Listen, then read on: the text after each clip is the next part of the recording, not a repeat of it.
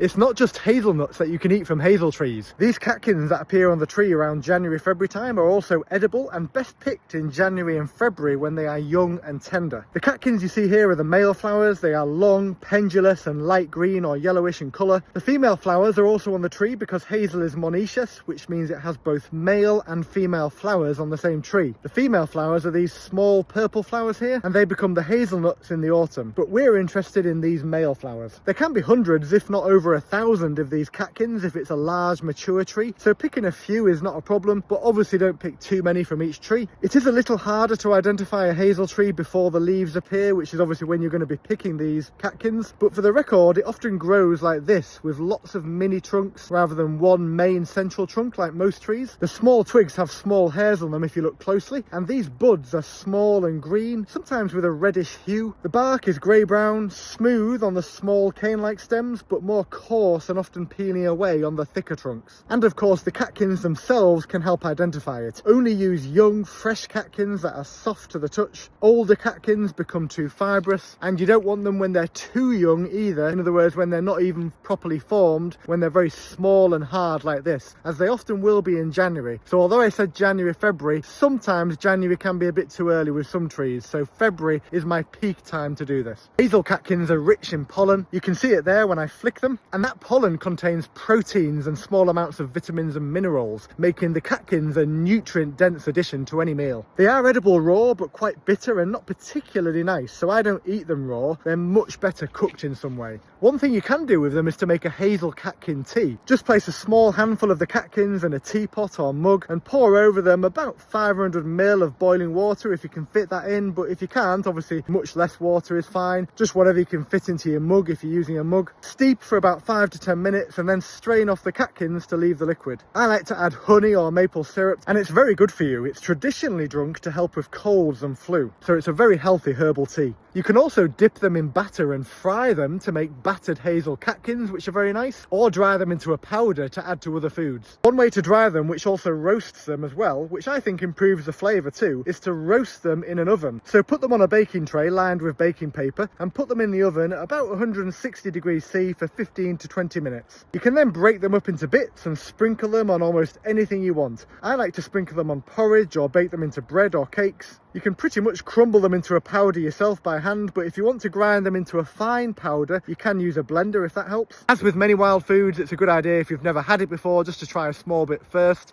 especially as it contains pollen, which can of course trigger allergies in some people.